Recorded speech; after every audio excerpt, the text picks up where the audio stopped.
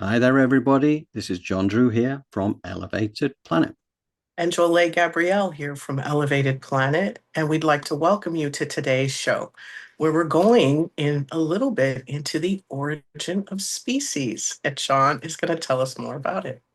Yes, it's it's an amazing thing. But I've been uh, anybody who watches Elevated Planet knows I'm very keen on the work of Dolores Cannon, and have been steeped in that for quite a few years now. And it's amazing how these alternative versions of truth come through. Now, it may not be for everyone, but at the end of the day, this is fascinating stuff, and there's very good reason for this. But yeah, we're going to get into the goddess Isis. We're going to be talking about extraterrestrials. We're going to be talking about the evolution of humanity.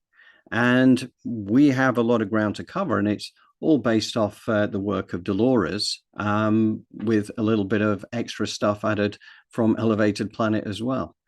So, yeah, that's kind of where we're heading right now. And I think this is going to be a really fascinating show. So, what do you reckon, Jolie? Is there anything you want to add before I start to give my Dolores diatribe? Nope, let's get on with the show.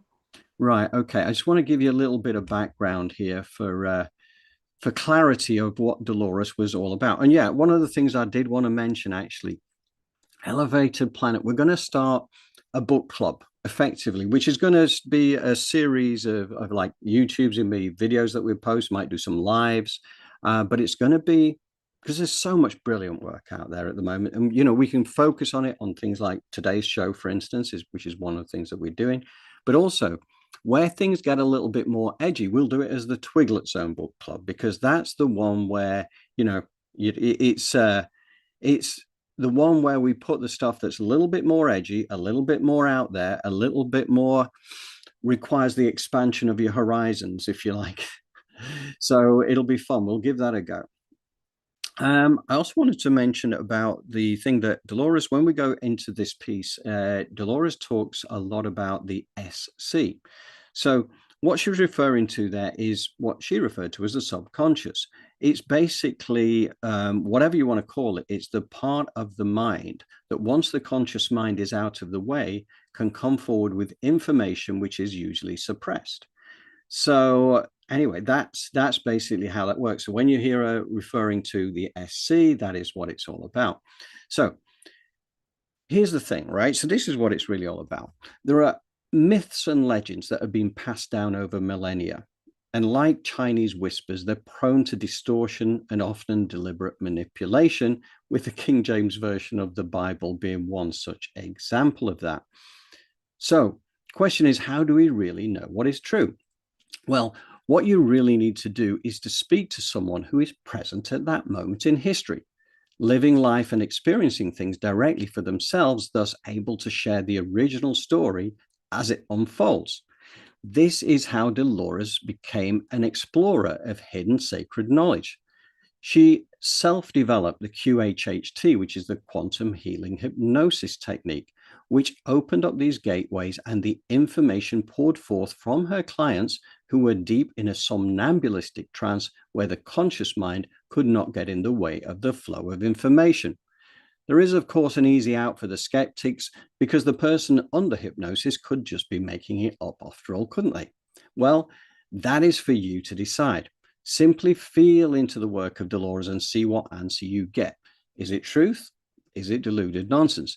Now, for me, as you can tell, it represents a truth that has opened up many new worlds. But I completely honor all answers to that particular question.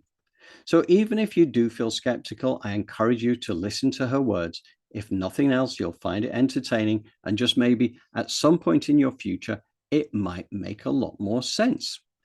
There will be several follow-ups to today's show, so while each one will stand alone, they will also add incrementally to each other and build out a picture of the ascension changes that are taking place on the planet right now, as well as explanations as to why they're occurring. So whether you choose to see it as fact or fiction is up to you, but entertainment is guaranteed, or as ever with Elevated Planet, you get your money back. we will be doing a Twiglet Zone follow-up to today's show, which is fantastical stories accompanied by a savory snack, the Twiglet Zone. And that touches upon questions over what are described today as the machine people that are spoken about, and how we may be witnessing evidence of this right under our noses right now. And as always, you get to decide whether it represents truth or deluded nonsense for you. Anyway, back to Dolores and this first section, which talks to the evolution of humanity based on the decades of QHHT research as reflected in Dolores's Convoluted Universe series, which I always recommend that people read. There's 5 of the books and they are brilliant and they will really expand your horizons. Anyway, so bear with me a second. I am going to switch screens.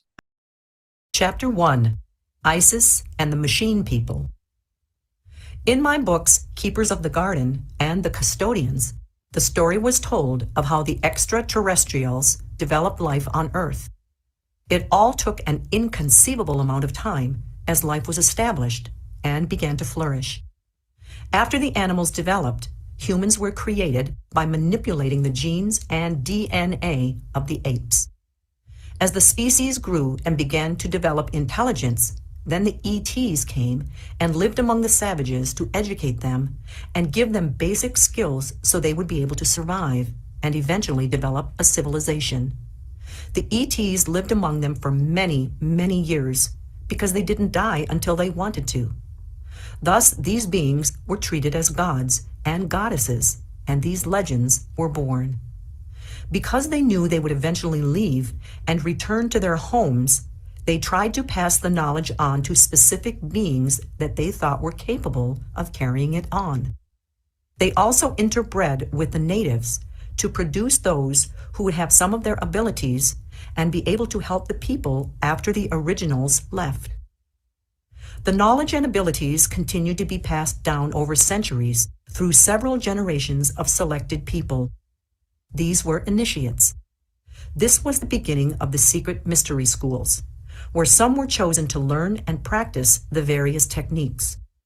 As time went on, they secluded themselves in temples and centers where they were isolated from the general populace. Because of their special talents, they were treated differently and set apart and above the others. They became priests and priestesses, specializing in various abilities. They were expected to also select others they could pass the knowledge on to, those whom they recognized as being able to understand it. Down through the countless centuries, this knowledge was protected and shared only with the chosen few. Wars have been fought and terrible injustices have been committed, for example, the Inquisition, in attempts to gain access to this knowledge. Those with the knowledge often died rather than let it fall into the wrong hands. The knowledge had to be safeguarded and protected. They knew that it must not die. Now it is no longer reserved strictly for oracles in temples, hermits in caves, or wise men cloistered in hidden schools. It is returning to our time and is now available for all to learn. This is because the veil is thinning. We are experiencing an awakening as we move into the new earth. Our vibrations and frequencies are being raised so we will be able to understand these ancient mysteries. They are being returned to our time and are available for anyone to use. However, the regressions reported in this book take us back to when much of this was unknown to the average person and available only to a select few.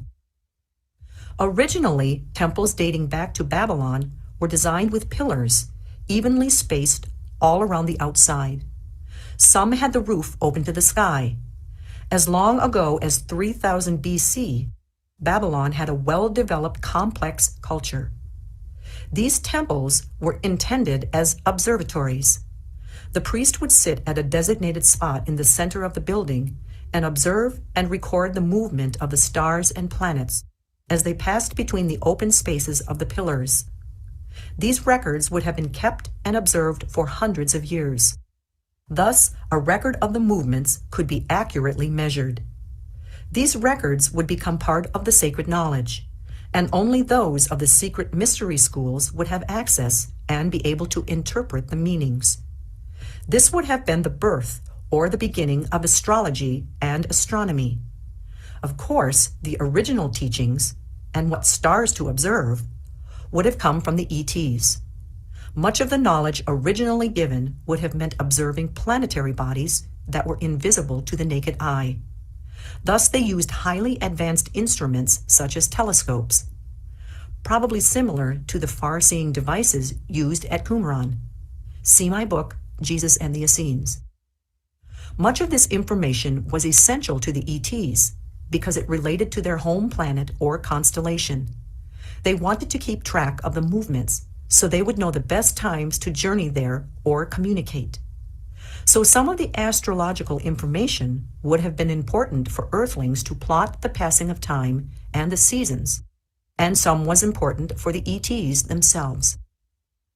This pattern also continued with the building of stone circles and monoliths such as Stonehenge, New Grange, and many others throughout the world. They were a marker for the passing of the seasons and the positions of certain important stars and planets. Their courses were plotted in relation to the lintels and stones. This was a highly advanced science by the time of Atlantis. The knowledge was carried by the survivors to Egypt and other parts of the world. This is explored in my Convoluted Universe books. Why was the building of the temples and stone circles and the marking of the passing of the seasons so important? The monuments and the knowledge date back so far in time that primitive man was just beginning to master agriculture, planting, harvesting, and the caring of livestock. The traditional explanation is that these basic humans built these masterpieces. How is that possible when they were just beginning to move from savagery to the rudiments of civilization? We know that during these early times, ETs lived among the developing people and gave them information and gifts to help in their steps of evolution. Every civilization in the world has their legends of the culture bringers. These were stories of beings who came and lived among them and taught them the basic skills they would need to survive and progress. For instance, the American Indians had their corn women who taught them how and when to plant. Also, other beings came who taught them how to hunt and use fire. In every one of these worldwide legends, the culture bringer came from the sky or from across the sea. In Convoluted Universe, Book 1, there is the story of ETs who built machines that were able to harness the energy of the sun, moon, and stars. Because these beings could live as long as they wanted, they were treated as gods by the people. It was very important to be able to calculate time, especially the passing of the seasons, so the developing species would know when to plant and when to harvest. Thus, the importance of erecting the structures, to keep track of the seasons, and to train certain people to be able to interpret the information and give it to the people.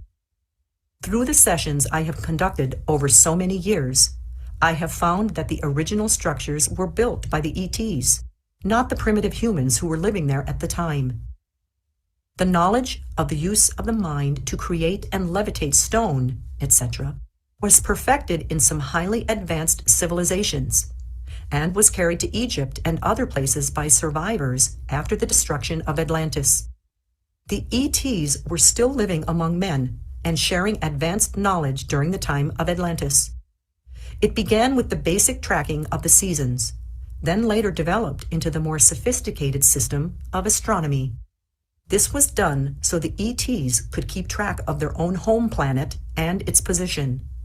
The structures could also be seen from space and served as markers for spaceships orbiting the planet so they could know where their brothers were located and working. Terry was a single woman who lived on her ranch in Texas and spent her time breeding and selling horses. She came to me to find the answers to personal problems. We never know what type of past life the SC will choose to show the client. The SC has its own special and unique logic, and I never know what it will choose or the connection it will have for the client's present life. It's amazing, isn't it? It's such an alternative way of looking at evolution. And the origin of species and all this kind of thing from Charles Darwin, this idea that we're accidental biology and we've ultimately become this way after however many thousands of years that humanity has existed. It just sounds like nonsense, doesn't it? When you really stop and think about how complex this 50 trillion cells is, living cells that come together to create this biological organism that we occupy for this lifetime. It's not accidental biology. It is manipulation of DNA by the extraterrestrials to change things to create this physical vessel. And, to me, that's what it is. And I know the fact that many people won't see it that way, and that's fine. But, I take the work of Dolores Cannon quite seriously because when this information comes through, it's much like with Sarah Breskman Cosme as well, who's carried on, and she was an acolyte of Dolores, and she's carried on with Dolores's work. And it seems like Dolores does deliver the clients to Sarah as well to uncover various other things. So it's quite amazing. But I think that the whole evolutionary process as described here, and the fact that extraterrestrials used to live openly amongst us, albeit as with the case of Isis, it was at a higher dimensional level, and we'll come to that in a second. But also this idea that all these structures, which we wouldn't even be able to build with our technology today, was built by primitive man.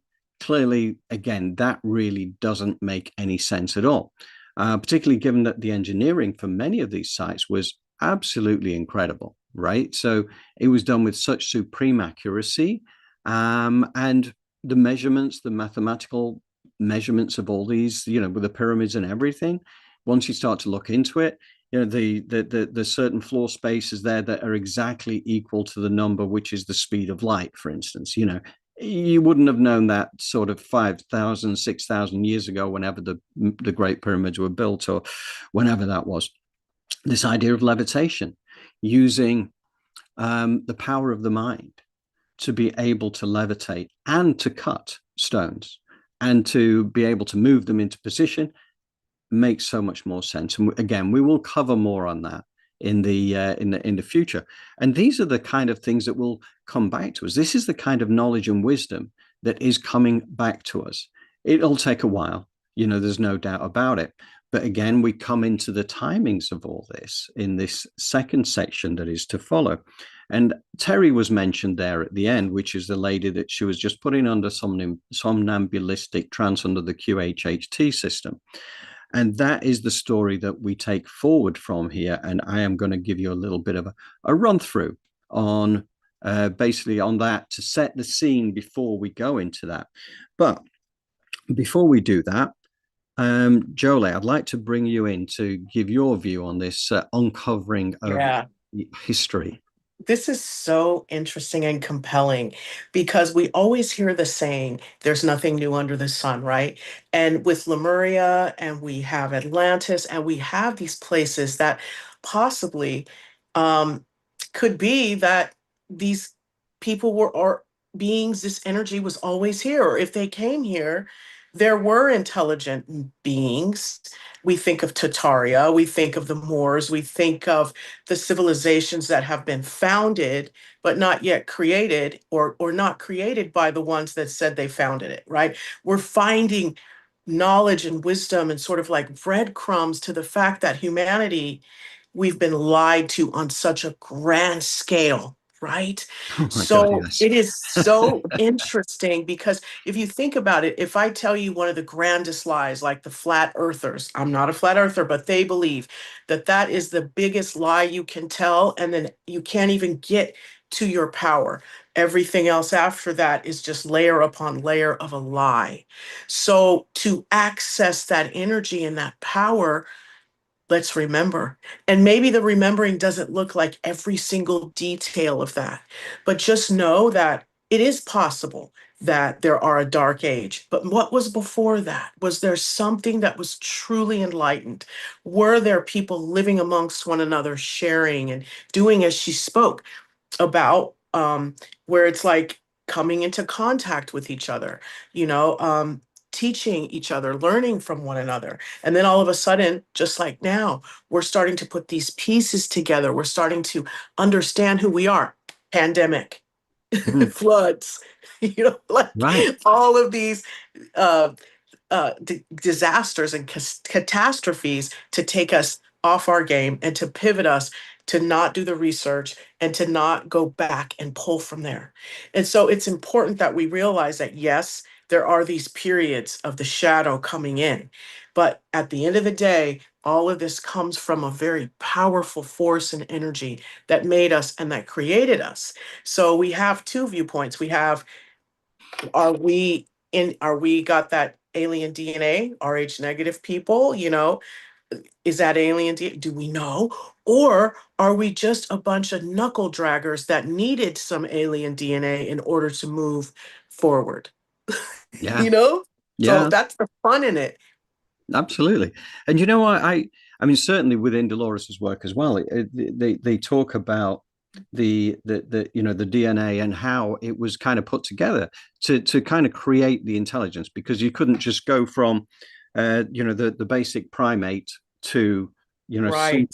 to and it's all part of the experiment, the great earth Yes. experiment. You had to have this intelligence, but part of this ascension process was the forgetting. Part of it was kind of like Yes. us going into this era of sleep, and with these darker energies coming in, because that was what was supposed to happen. And you've got Yeah. to bear in mind that everything comes back into balance, right? The light and the dark comes into balance. So to have extreme light, you actually have to have extreme dark represented in one form or another. So everything is playing a part to Correct. create this new era.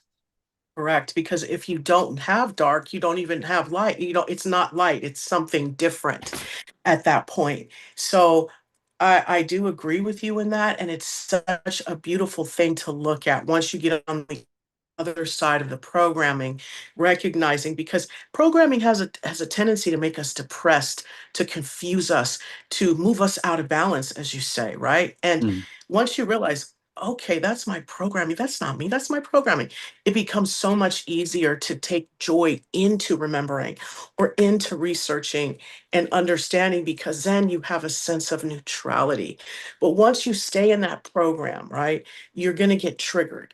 And so that's why we're here as Elevated Planet, is to help you see clearly the programming so that we can rise above it and get neutral. Because the more neutral we are, the more we leap into the energy of positivity and unspeakable beauty, because we recognize what it is not, you yes. know? So it's really important for us to keep remembering and to keep connecting with who we are, because that's truth. And the truth is what's going to get us, I believe, where we want to go. Yeah. The truth Unspeakable shall beauty. the truth shall set us free. Yes.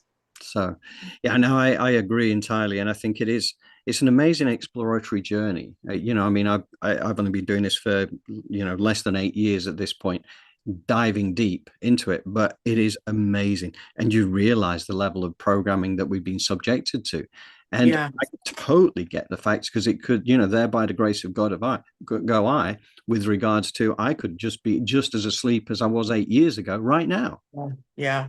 And sometimes ignorance is bliss, right? Oh yeah, Because when you wake up, and most of the time the awakening comes from something tragic, struggle, sickness, and then we wake up. But what we're trying to do is wake ourselves up without having that issue happen. Wake up because you are happy and joyful and filled with life, not because you're depressed and sick and you need support.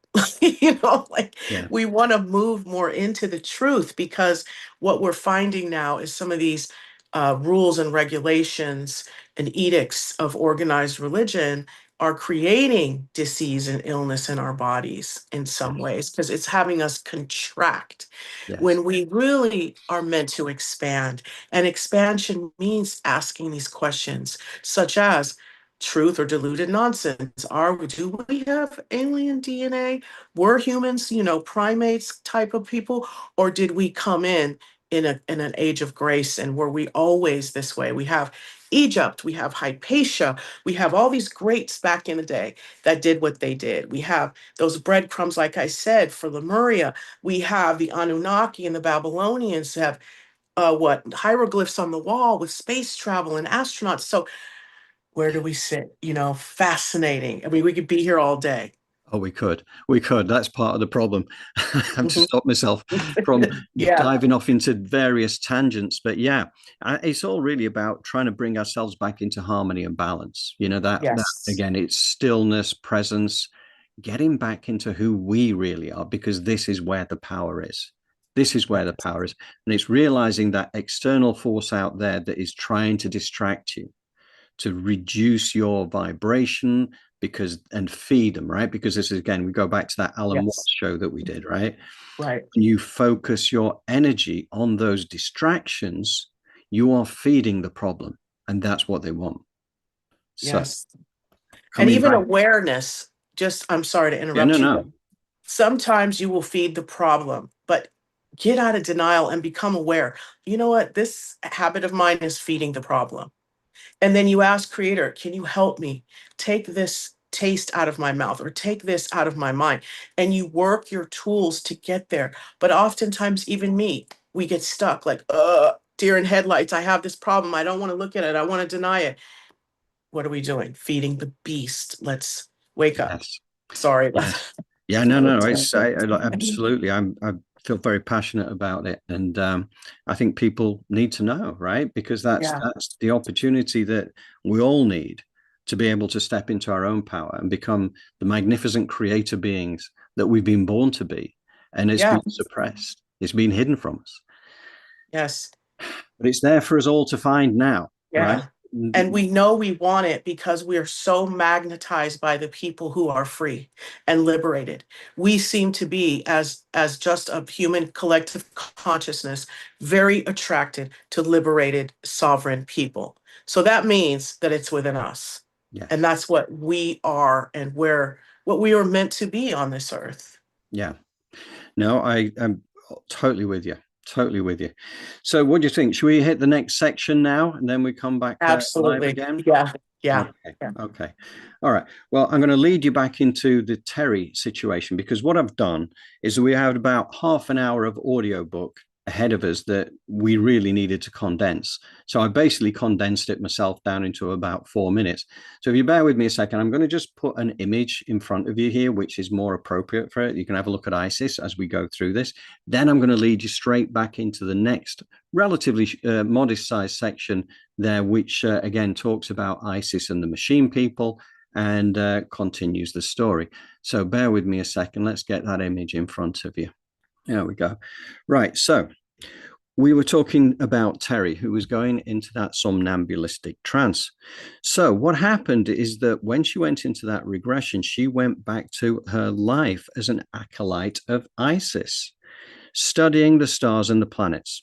And at that time in history, Isis was known as the queen.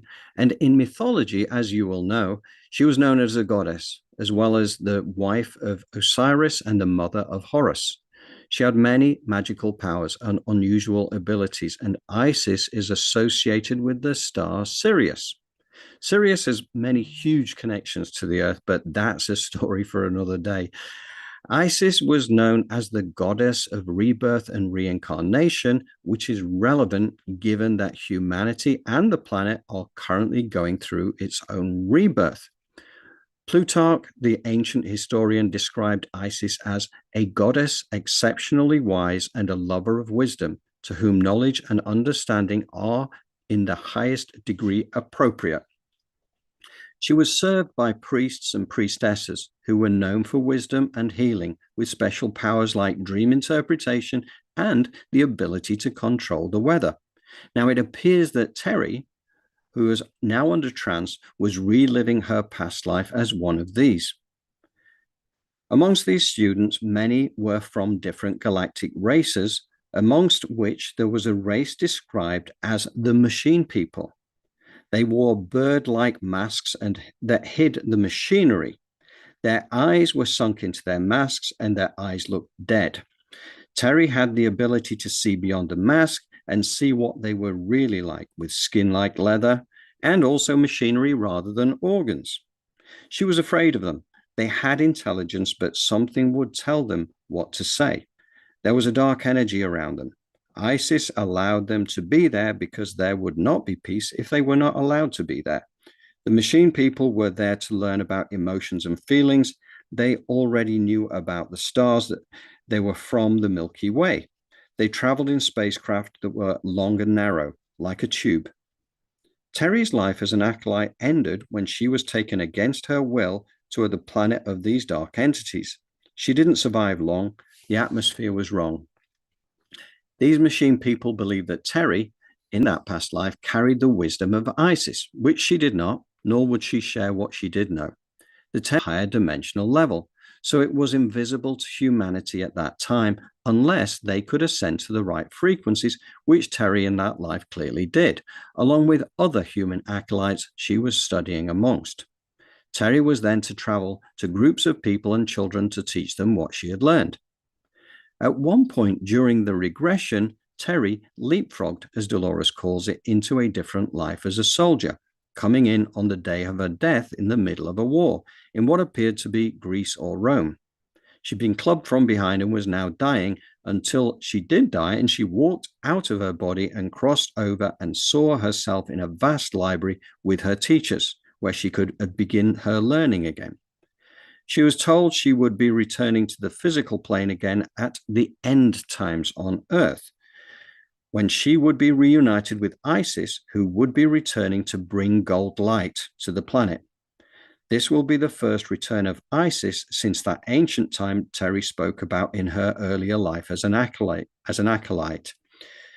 On that occasion, Isis had to leave because too many of the machine people had arrived on Earth, so she had to go. Terry said that you couldn't trust the machine people, you couldn't teach them, they just kept coming because they wanted to take over the Earth. So, with that all said, back to Terry and Dolores to continue the story of that regression. Just bear with me a second. But now you said they want you to come back in the end times when Isis would also return. Why do they call it the end times? It's just the end of the way of thinking. She brings harmony. She brings peace. She brings understanding. She will reveal, show people the light. They can't survive if they don't accept the teachings. It's the last of those machines. They're leaving. Those machines stayed that long? Yes. Wouldn't people have noticed them? No, because they changed their covering. They look like other people. Were they trying to learn things? Yes, they are failing though. Were they trying to change things? Yes, they wanted the sunshine. They wanted this beauty, but they can't survive here. Their thinking is wrong. Couldn't they have gone home? Not anymore. Their planet doesn't exist now. It just blew up. They're stranded here now. They wanted things from this earth. The flowers and the trees and the beauty. Wouldn't that have changed their negativity? Sometimes it did. I was thinking if they were machines, they couldn't really die, could they? No, they inhabit. They use a body and then they leave it. They go get another one. And when the body can't function anymore, they get another one. Are they allowed to do that? They have to, or they can't survive. They create a body? They can do that. They can create a thing that looks like a body. That's what you mean. But then it gets to a point where it doesn't function anymore. Yes, it wears out.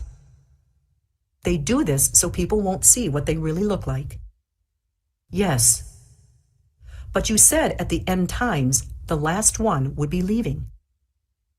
Yes. When she comes back, they can't stay. Everything will be different. It will be beautiful again. So then they will have to go someplace, won't they? She says they'll just disintegrate. While they were on Earth, were they able to get the things they wanted? No, they couldn't. They didn't have a soul. They did mean things. They had power. They have power. They hide in this cover that looks like a body. Can the average person recognize them if they saw them? Their eyes look dead. But if you saw them, you'd know there was something different about them. Yes. But you said after being killed in the life as a soldier, you're going to go far in the future and come back at the same time as Isis? Yes. We all come back together. We bring our scrolls with us, the knowledge. Were those scrolls left on Earth? Yes. They're kept somewhere in a gold box. Did you hide them long ago or what? No. They were taken. They didn't know what they had. They're in a big gold box. They can't read them, but they're afraid of these scrolls because it would destroy what they have made people think. They've lied about everything, and so when our scrolls are brought back, the truth will be told. They lied about history or what? Yes. Does your group find these scrolls, the box? They're just saying we're instrumental in bringing them to light. And this will be what this body I'm talking to, will be doing in the far future, in the end times. Yes, in 2050, those machines have left by then. That's what you meant by an end of a way of thinking. Yes. Is the world different? Yes, it's more peaceful. No more fighting. No more war. People are here to learn now, and our group will help teach them. But that is a long time in the future. I moved her from the scene where she was talking about these things with the advisor and called forth Terry's SC. Why did you pick that life to show her today? To surprise her, to help her realize that she's a teacher of great ability. She has been a teacher many, many times. What does that have to do with her life now? The way she lives her life by teaching other people about spirituality, about the light, about goodness, about harmony. You have to understand that a life well lived is a lesson for people. She didn't realize she was living her life well, doing what we asked her to do. Why did you take her into the future to see the future life? Because she thought this was her last lifetime. She wanted it to be her last, and it's not. It's been hard, very hard for her. So she's not going to get out that quickly. She's got work to do. Yes, lots of work. And we're back once more. You know, what this really does, and this is why it's so mind-blowing, it depends where you are on the journey, of course, whether it's mind-blowing or not. But all this thing about the nature of consciousness and the human experience, this is kind of the journey I began on, back in May of 2018. And you start to peel back the layers and you start to realize we are so much more than we've been encouraged to believe. Okay. That's the fact of it. We are starting to get access to this knowledge now. In centuries past, you'd have been burned to the stake if you'd have been looking at this stuff. And there's still so much suppressed knowledge out there. There's no doubt about it. So, and again, this idea, like ISIS comes back in 2050 is that year that is mentioned. So very specific. In 24 years from now, as it's now just 2026. So still a little while away, but I believe that in these next years in particular, we are going to see massive change because we are coming out of we're coming into the age of Aquarius, right? The age of Aquarius and the 1,000 years of peace, all that kind of wonderful stuff. It's the rise of the divine feminine. It's kind of no more of that egoic, masculine suppression and top-down control. We're still seeing it play out now. And sometimes it plays out because to know what you do want, you have to know what you don't want. So there are those out there on the planet right now whose job it is to show us what we don't want so that we do know what we do want. And everybody is an aspect of divine energy, regardless of the role they've got to play. So you can retain that divine neutrality regardless. Okay. So it's something to bear in mind because there are so many things out there that are designed to trigger us. But if you can take on board and believe that everything out there and everyone is an aspect of divine energy, then you can stop hating on them, because that is also the same as hating on yourself, because we're all part of the same. There is only one of us in the room, right? It's amazing. It takes me back to conversations with God and things like that really do emphasize that message time and time again. The end times, we talk about the end times here, and that always brings us back to the Mayan calendar, which ended in 2012. And as Greg Braden's told us, there's an 18-year period either side of that 2012, which is kind of part of the changeover period, which means it began in 1994 and ends on the 21st of December 2000 or 2030, right? So, wow, there you go. We're down into that less than 5 years now for that to take place. Again, I don't know how deadly accurate these things are. I really don't know. But we've got the time 2050 now. We've got the 2030 timeline, during which time I believe we will see enormous amounts of change, which is a good thing. It's not a thing to be feared. It's to be welcomed, because it's taking us out of this era where we've got these machine people who are still amongst us today. And I think this is one of the big lessons from today's show, is that there are dark entities out there that look human, right? And what I'm really interested in as well, because we talked a lot about the reptilians, from the Draco Alliance, reptilians. They have been on the planet, according to the work of Elena Danaan, and this has come from the Pleiadians, that they've been permanently on the planet for 15,000 years. The reptilians we're talking about now. And amongst them are certain ones who are shapeshifters, and they can occupy bodies. They have to do it with agreement. But honestly, the way that agreements are sought at times can be stealthy, put it that way, where people don't realize kind of what they're signing up to.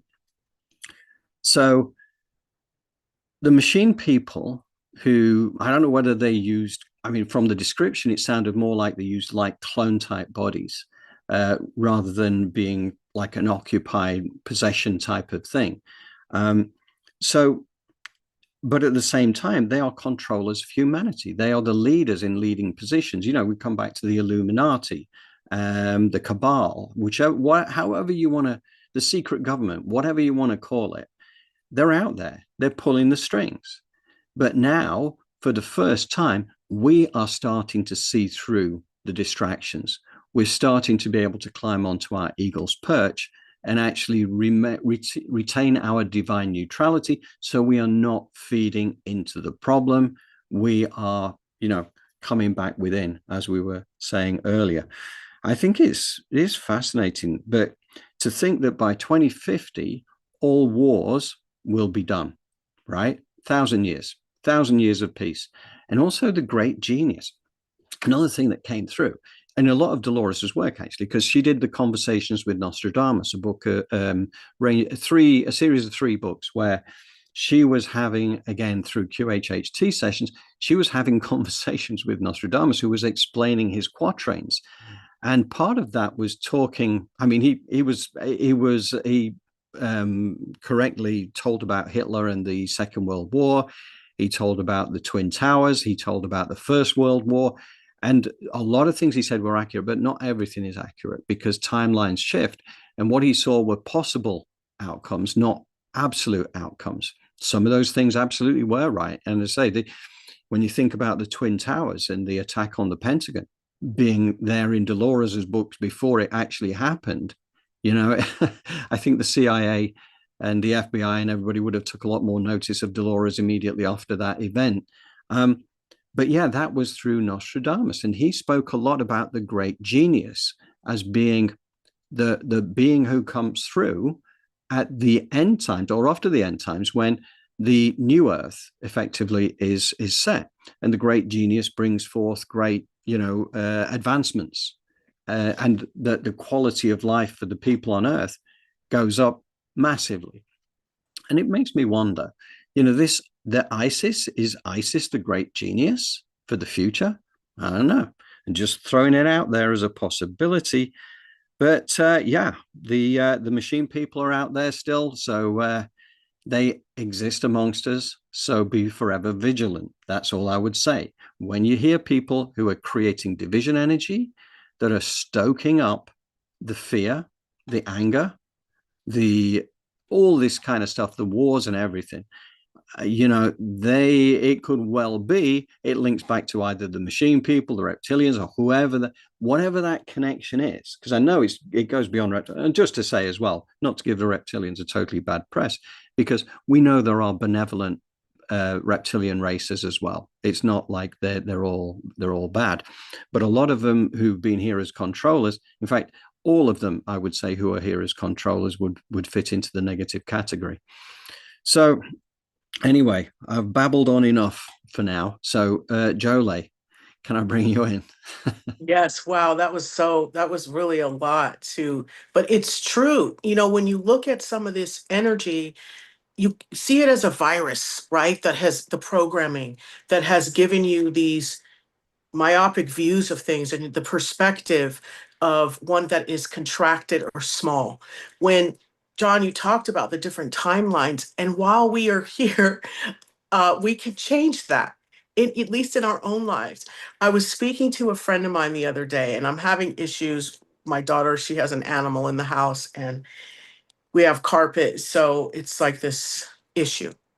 And she's like, well, why don't you go to the timeline where that's not happening? And I'm like, what?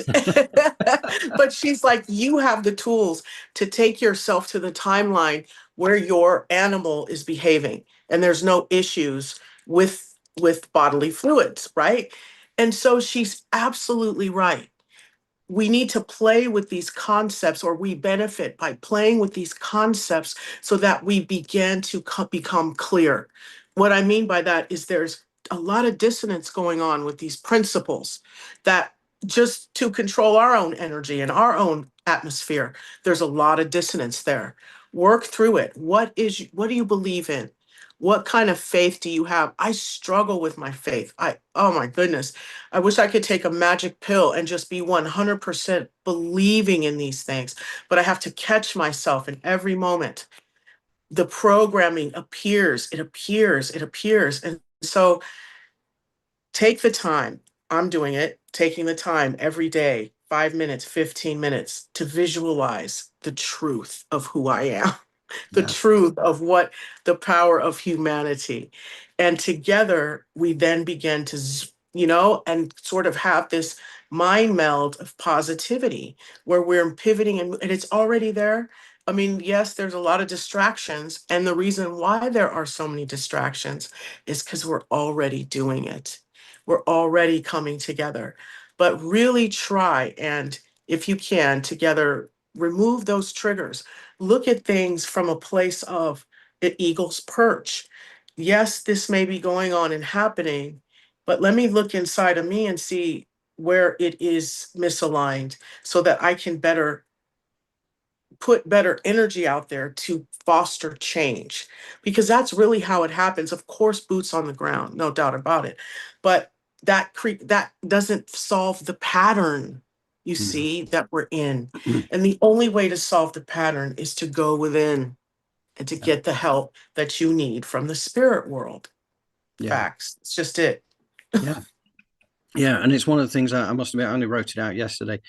But making sure that 2026 is a year where I begin to walk the talk more, right? Because we talk Yes. about this stuff every week, right? And we've been building Yeah. into it. But I like kind of like, okay, that's last week. Right. What now next week? What now? And then you stop and think, well, hang on a second. We have all the tools at our disposal now. What I should be doing is building a day where I am actually, to your point, you're immersing yourself in the life you want, but we now know how to do it, right? So Yes. so now is the time where we can start to really build out that, and that'll put us into that creator mode. That will get us where we want to be. And Yeah. Because we have this issue with the left brain. We're so left, even healers, all of that, we've just been programmed to be left brained. So to really get into that right brain and create and integrate, it takes concentration and focus right now. Now, there may be some of you like, I'm going through this period where I have had a routine and a schedule for years. I've gotten up really early, done my writing, done my water, done my meditation, gone to the gym, da da da da da, right? All of that's been blown out of the window lately. I don't want to do any of that stuff. I don't mm, want, it's yeah, time for a new routine. It's yes. time to go quantum. All of this, I don't know what you want to call it. It's almost like you're digging holes or digging ditches with all of this. When it's like, it's time to just go quantum. What does that look like? You've got to figure that out for yourself, just like I have to figure it out for myself. But the breadcrumbs and the tools are there. So the wheel spinning, I guess it would be time. I mean, the wheel spinning moves the car, Mm, but is it time to fly, maybe? yeah, yeah. Yeah, well, coming back to, I suppose, going back into the what will lead us into the meditation now, it comes back to the fact that we are now getting access to information which is being suppressed, right? Yes, or has been for the elite. Yes, yes. So those who have been controlling society have known the rules of the game all along. It's just that they haven't shown us the rule book. Or no, they created a rule book that keeps us Right. small, right? More to the point. Correct. And the main one is underneath the Vatican, 35 miles long, of all of these things that could free us that we have no access to. And so let's do that. Let's remote view. Let's go get that information and let's figure it out. Yeah. It's exciting. It Yeah. really is exciting. So, what do you reckon? We go into the meditation now? Yes, it's time. Very cool. All right. Okay, everybody. Well, what we're going to do is we're going to just take a few seconds of Dolores's work again, just to re-emphasize a point upon which Jolie will work her usual wonderful meditation. So, if you bear with me a second, we will change screens. Those with the knowledge often died rather than let it fall into the wrong hands. The knowledge had to be safeguarded and protected. They knew that it must not die. Now it is no longer reserved strictly for oracles in temples, hermits in caves, or wise men cloistered in hidden schools. It is returning to our time and is now available for all to learn. This is because the veil is thinning. We are experiencing an awakening as we move into the new earth. Our vibrations and frequencies are being raised so we will be able to understand these ancient mysteries. They are being returned to our time and are available for anyone to use.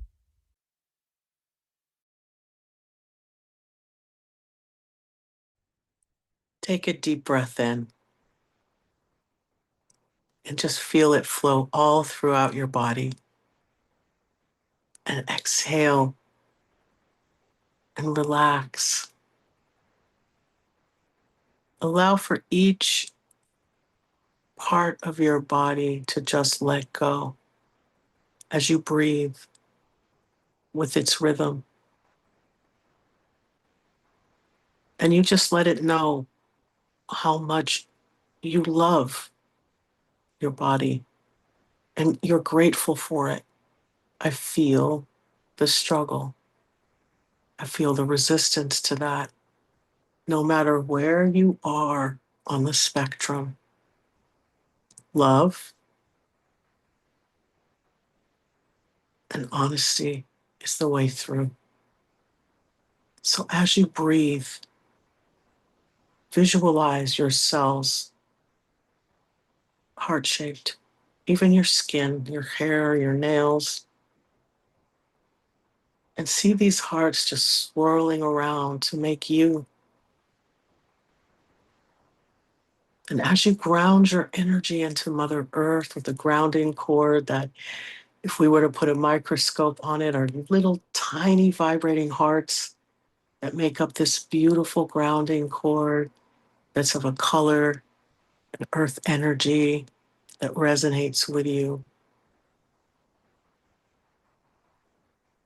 As you move through these layers of Mother Earth, with so much gratitude for yourself, for this experience, for Gaia, Mother Earth,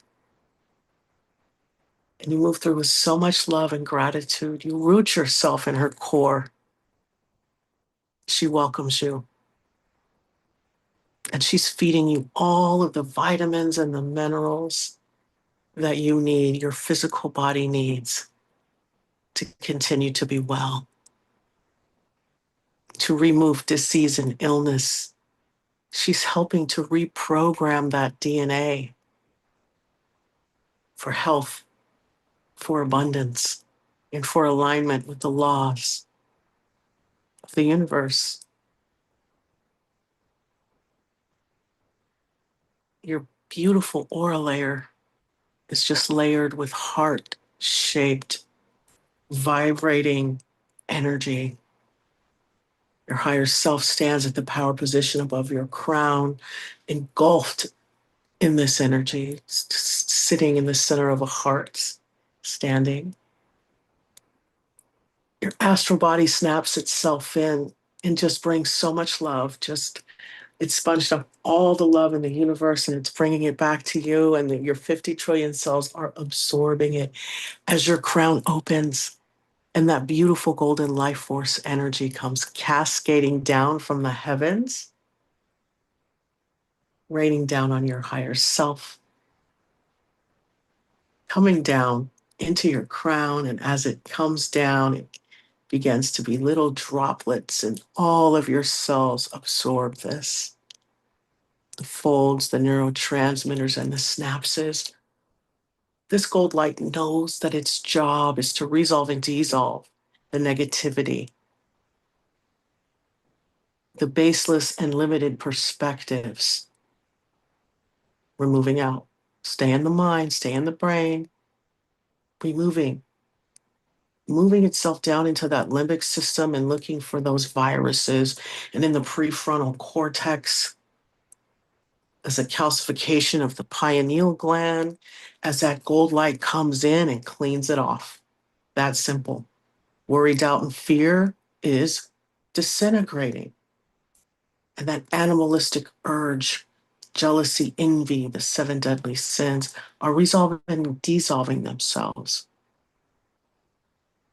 And it's replacing it with connectivity, with wanting to see others thrive, because you know that that will help you thrive. Sitting in a space of wellness, having faith and belief in yourself and your abilities. As it moves down the neck, balancing out those hormones. And that endocrine system wakes up, lowering that cortisol, doing what needs to be done to keep your body and your cells operating optimally. As it moves down into the arms, opening up the creativity. So how the memories of your childhood and your inner child, how easy it was to create and make, waking up this energy as it moves down in the chest and the heart, knowing love for yourself and others, being a bosom that people can lay their head on, especially your own energy, loving and supporting you, having faith in your abilities, being enthusiastic about your accomplishments, bigging you up, inspiring you and motivating you as you move down into that solar plexus. And the vision, it becomes clear as you see yourself not just walking, but sprinting with ease, floating towards unspeakable beauty, the fulfillment of your goals and your purpose. As you disintegrate and become one with and have access to everything. So from this space of personal power, I want you to see yourself at your zenith, living the life you deserve. We're meant here to live. We're meant to live here at your zenith, at the place that when you think about it, you're almost fearful. I want you to lean into that fear, allow for that gold light and that earth energy to transmute it into reality, action, density, positive energy.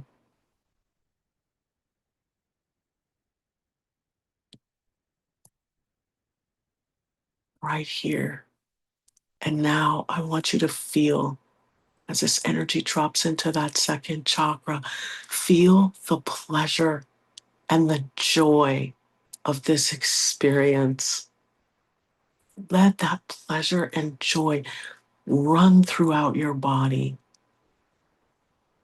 not needing anything but this visualization right now to feel that energy of joy, of gratitude, of unconditional love for this experience.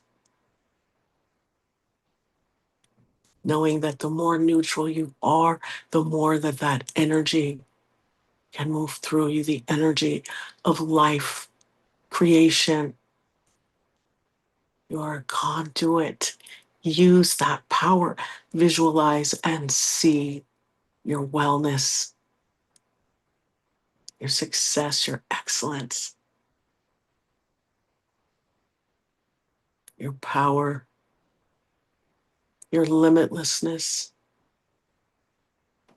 As we go down into that first chakra, this energy, knowing that it is safe for us to embody all of that. In fact, that is what we are. All we have to do is accept it as we ground our energy and that golden light and that energy begins to chase those golden rose-shaped scrubbing bubbles into the core of Mother Earth, filling our grounding cord with gold light, bringing us into the present moment with a new program,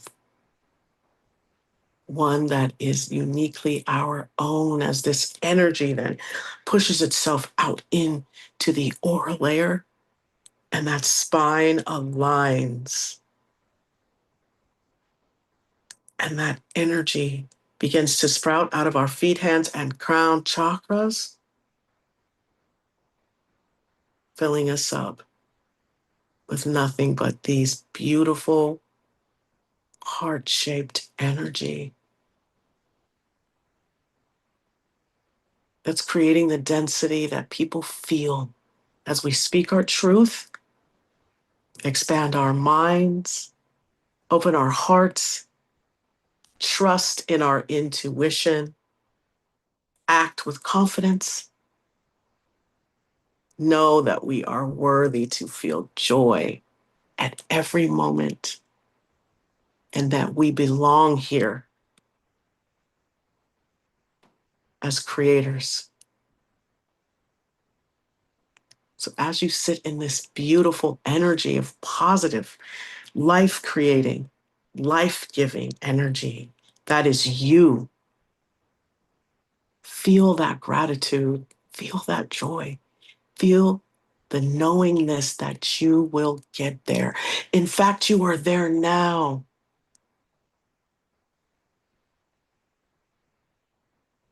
So as you take a deep breath in and you exhale gently, see your feet close, the bottoms of your feet, like the lens of a camera. And see that earth energy slowly recede back down into Mother Earth as you stay rooted and grounded into her truth. One with. Take another deep breath in and let it fill up your belly, move throughout your body. As you exhale and you close your hand chakras, and you just feel that creativity just pulsating through your arms, just ready to come out, ready to just bring you your highest, most loving good, your prosperity, your joy. As you smile and take another deep breath in, inhaling so much excellence, success, all the laws and the energies of the universe. And on the exhalation, gently visualize your crown closing like the lens of a camera, and that cosmic gold moving back up through your higher self as it stands in that power position, up, up, up, back into the heavens. And when you're ready, you can open your eyes.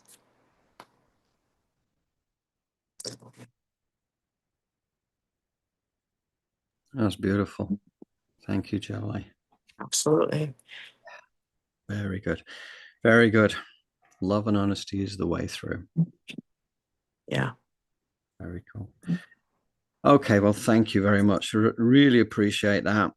And yeah, it's been a fascinating show actually, and I'm looking forward to us doing our book club side of things as well, because this, the building on this and building understanding and understanding where this goes next. And honestly, a lot of it does come back to that QHHT kind of uncovered knowledge, but it's fascinating. Exactly. And QHHT is one point of light that this energy is moving through.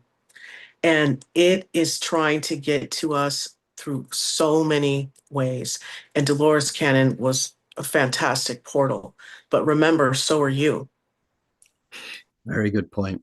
A very good point. And yeah, it's out there waiting for all of us now. I think that's the message that comes through. This is Yes. no longer for the elites. This is basically for us to understand the truth of how magnificent we are. Yes, absolutely. And collectively we can come together and we can move mountains. Yes. Yeah. Yes. Okay. All right. So wrap up time. Wrap up time. So tomorrow the newsletter goes out with the edited version of this show. We also, and anybody who wants to join the newsletter distribution list, you can send me an email to johndrew@elevatedplanet.life, or reach us through our elevatedplanet.life website, where there is a contact page with a free format text box there that you can send us any message that you would like to. But yeah, I think that's pretty much it, except for, what do you reckon? Please like, share, and subscribe, as we could use the boost as well as get this information out there. So what do we do? We're moving into unspeakable beauty. So help others do that as well. Yeah, fantastic. Yeah, we'll do that. And yeah, if you subscribe to the channel, you will automatically see when our Twiglet Zone goes up there, which will be carrying on from today's show. And further work from Jolie and I will follow on this as well, which digs deeper, which creates more understanding. And what a journey. Yes. And it's so wonderful to be grateful. Like, it makes it so much better, the journey. So have your gratitude at the forefront. Yes. Yeah, I'm grateful to be working with you, Jolie. I'm grateful for our Oh, same community. here. Yeah. Yes. It's a great ride. Fantastic. Okay, well, thank you, Jolie. Thank you, everybody. And we will be with you in a week's time. Take care. Yes. Take care. Bye.